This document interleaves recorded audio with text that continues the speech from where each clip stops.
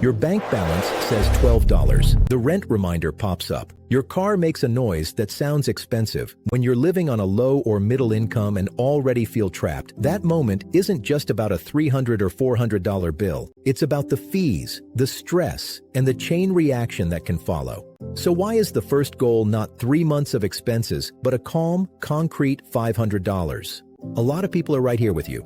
Roughly 1 in 3 adults still can't comfortably handle a surprise expense around $400 to $500 without borrowing.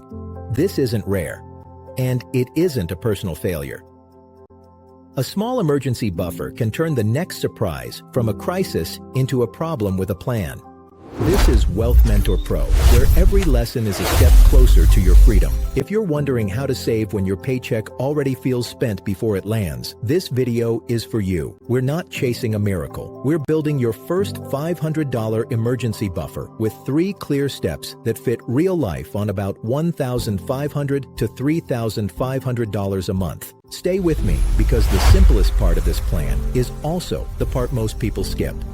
I've been the person who checked my balance with one eye closed. Think of your budget like a leaky bucket. If you keep pouring effort in without finding the small holes, money disappears and you end up blaming yourself. For example, on $2,000 take-home pay, 2 delivery orders, a forgotten $12 subscription, and a few quick stops can quietly add up to $70 in a week. That isn't a character flaw. It's useful information. Today, look back at the last 7 days of spending and circle anything you didn't plan. If you don't find one small leak you can patch, the buffer never even gets a chance to start. Here's what many videos rush past. They say, save $200 a month, as if your hours are stable, your bills are predictable, and there's always a little extra waiting at the end of the month. But if your take-home pay is $1,700, that advice can feel like a joke you didn't ask for. You win with smaller numbers. At $10 a week, $500 takes about a year. At $25 a week, it's closer to 5 months. This isn't about speed. It's about proving you can keep money on purpose. The real question is, what weekly number feels possible without breaking the month? And yes, $500 is worth it. Long-term goals like 3 to 6 months of expenses are valid, but they can feel impossible when you're just trying to stay afloat. The first $500 is a smart, realistic milestone. It can cover common problems like a car repair, a medical copay, a utility deposit, or an urgent family expense. Small enough to be believable, big enough to lower panic. Now think of $500 as a simple lifeboat, not a luxury yacht, just something that keeps you afloat when life gets rough. For example, a $350 car repair can decide whether you get to work next week. Miss 2 shifts at $120 a day, and that small repair turns into a $590 problem. This is why cash comes before pride. Today, open a separate savings account or a simple sub-account and name it Buffer. It's not the most thrilling name in the world, but it does something powerful. It gives this money a job. Without that lifeboat, every surprise pushes you back into high-interest balances and late fees. We also need to be honest about real life. A lot of content focuses on perfect budgets instead of messy realities. It assumes you can cut $400 quickly or add a side hustle instantly. But many people are balancing rent, childcare, health costs, and family pressure. The plan has to respect your reality or it won't survive the month. So the first $500 usually comes from small streams meeting in one safe place. For example, cancel one unused $15 subscription, reduce takeout by one $25 meal, and trim $10 from a bill by calling the provider. That's $50 a month without turning your life into punishment.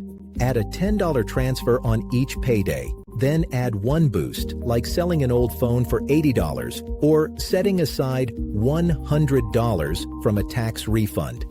Today, choose one cut and one automatic transfer and set them up.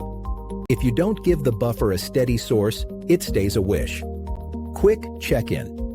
What has been your biggest money surprise in the last year? Car, health, rent, or family? Drop one word in the comments.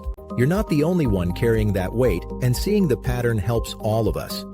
But here's what almost no one tells you. Your first $500 is not mainly a math problem. It's a trust problem. You're rebuilding trust with yourself that small promises can survive a rough week and still be there on day 28. Rule 1 is simple. Keep your debt minimums moving, but build the first $500 before you try to go aggressive with extra payments. The benefit is stability. When you have zero cash, any emergency creates new debt plus overdrafts and late fees. For example, if your credit card minimum is $45 and you can spare another $30, that $30 goes into the buffer until you hit $500. You're not ignoring debt. You're preventing the next wave of it. Once the buffer exists, you can redirect that extra $30 toward your highest interest balance with fewer setbacks. This is about reducing the number of times life knocks you back to zero. Rule 2.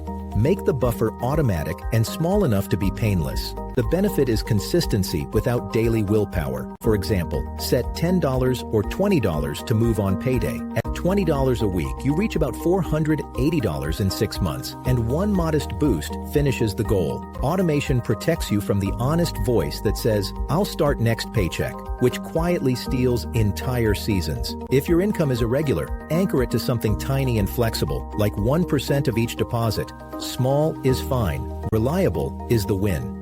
Rule 3. Decide what counts as an emergency before emotions show up.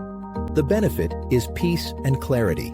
For example, a tire, urgent medicine, a bill that protects housing, or a repair that protects work is a yes. A sale, a holiday splurge, or a weekend escape is not. Write 3 yes categories in a note on your phone. This 1-minute list keeps your buffer from turning into a guilt-driven spending pot. It also makes it easier to say no without feeling harsh.